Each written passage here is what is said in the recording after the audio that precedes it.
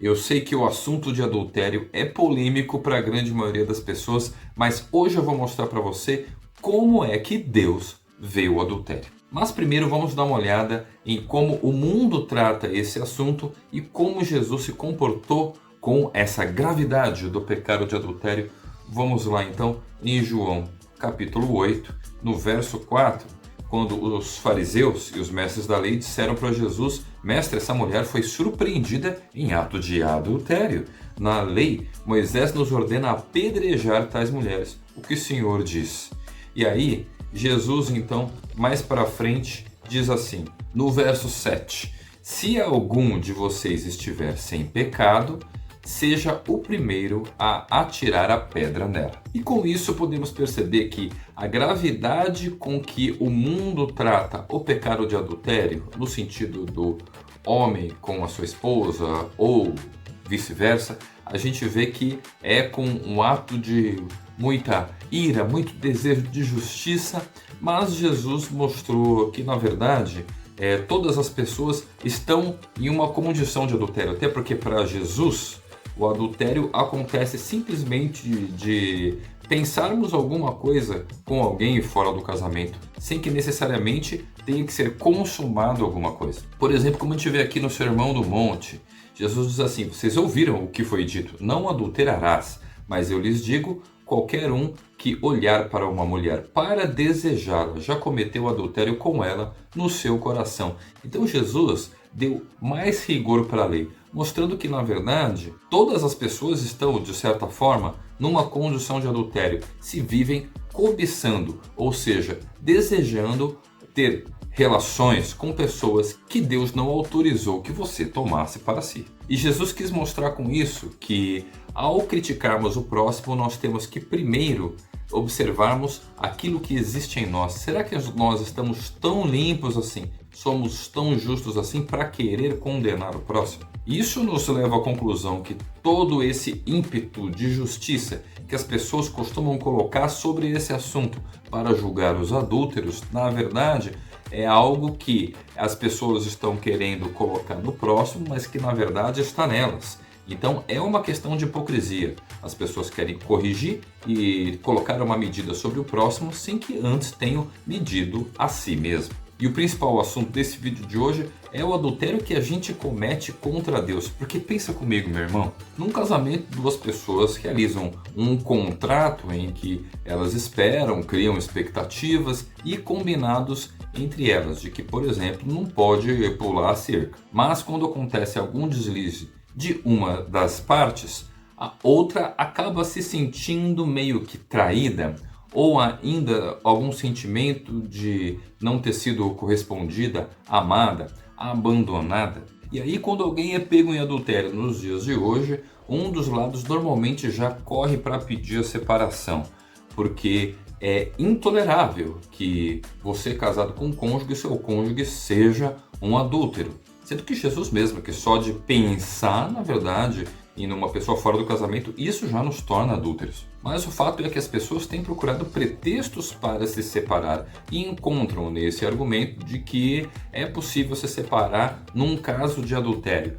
Por outro lado, Jesus não ensinou isso no Sermão do Monte. Mas esse assunto, se pode ou não pode separar em caso de adultério, eu vou deixar para recomendar para você, ao final desse vídeo de hoje, um outro vídeo que eu já gravei sobre o assunto. A grande questão que está em pauta aqui é que as pessoas correm para trazer justiça quando elas se sentem traídas. Mas pensa comigo, meu irmão, num casamento, se o seu cônjuge traiu a Deus, sei lá, ele disse que faria alguma coisa para Deus e não fez, ou ele simplesmente decidiu ser praticante da palavra e praticou do contrário, você se separaria dele por ele ter traído a Deus? E aí pensa comigo, irmão, como esse comportamento é esquisito. Quando o seu cônjuge desrespeita você, ele descumpre com alguma coisa que combinou com você, por exemplo, um ato de adultério contra você, então aí você quer separar. Mas aí quando o seu cônjuge faz alguma coisa errada contra Deus. Aí tudo bem, não tem problema. Então quer dizer que quando um pecado é feito contra Deus, a gente perdoa, tá tudo certo, não tem tanto problema assim. Mas quando o pecado é feito contra mim, então aí não tem jeito, tem que separar, porque aí não tem perdão. E é por isso que eu vou citar para você um texto bem interessante que fica ali em Ezequiel 23, em que Deus ele fala como ele vê quem são os verdadeiros adúlteros. E diz assim: o Senhor me disse, filho do homem, você julgará Olá e Olibá? Então confronte-as com suas práticas repugnantes, pois elas cometeram adultério e há sangue em suas mãos. Cometeram adultério com seus ídolos. Até os seus filhos, os quais elas geraram para mim, sacrificaram aos ídolos. O profeta Ezequiel está tratando do adultério como se fosse um desvio de adoração, um desvio de culto, um desvio de fidelidade de Deus para os ídolos. Quer dizer, aos olhos de Deus, o que existe de grave no adultério é quando a gente, ao invés de adorar a Ele, passamos a adorar as coisas. E eu poderia citar com isso objetos diferentes, como por exemplo, uma estátua de gesso, de madeira, uma própria pessoa que é cultuada como se fosse Deus, pode ser um líder religioso, os seus próprios pais, de repente um governante político em que você trata ele como se fosse seu próprio Messias. Tem gente que adora bebida alcoólica, algum personagem de anime e por aí vai. E esse tipo de adultério contra Deus a gente tolera livremente. E todo mundo perdoa todo mundo, continua se reunindo como uma família espiritual, e dentro dessa hipocrisia em que existe um monte de adúlteros aos olhos de Deus, as pessoas são rigorosas com o adultério quando acontecem contra elas mesmas. Mas contra Deus não tem problema nenhum, né? E antes que você pense que eu estou exagerando quando eu falo a respeito desse assunto, então dá uma olhada aqui em Tiago capítulo 4, em que no verso 4 é dito assim: adúlteros, vocês não sabem que a amizade com o mundo é inimizade com Deus? Quem quer ser amigo do mundo, faz-se inimigo de Deus.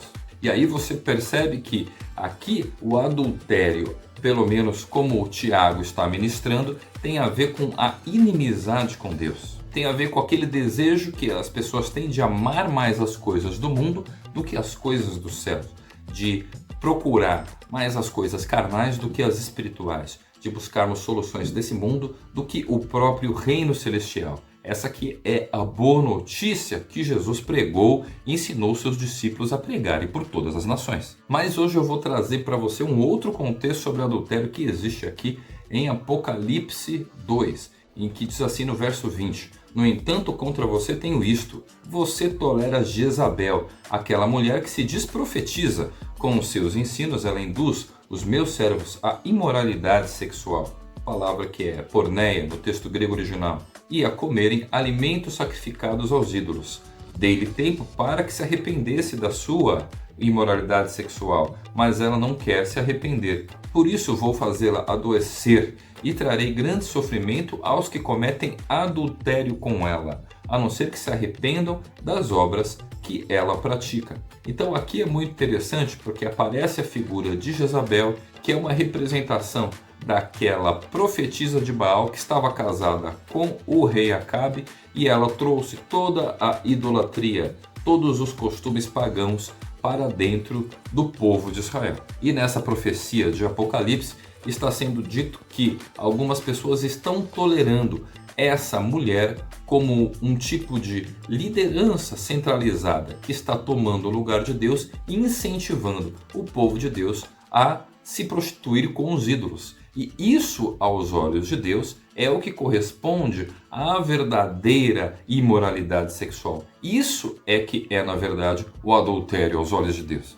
Eu sei que você pode estar pensando aí, como assim esse espírito de Jezabel pode ainda estar correndo solto pelas igrejas? Mas sempre quando existe uma liderança centralizada que fica incentivando as pessoas a amar as riquezas desse mundo, que sejam marcas, times de futebol, pessoas que são colocadas no lugar de Deus, esse tipo de coisa está fazendo com que o povo substitua a Deus pelos ídolos. E esse é o verdadeiro adultério que as profecias estão nos chamando a atenção para que venhamos nos arrepender.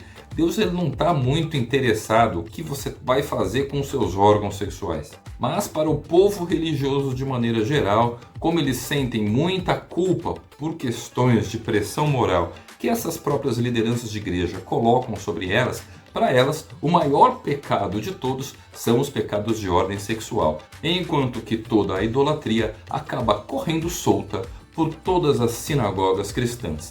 E se você gostaria de entender melhor sobre essa questão do adultério, o que Jesus disse a respeito do assunto, num contexto de relacionamento de casamento, no sentido físico, então se você estava interessado nesse assunto e não foi abordado nesse vídeo, então dá uma olhadinha aqui nessa outra palavra que eu já gravei e a gente se vê então nos próximos conteúdos. Falou!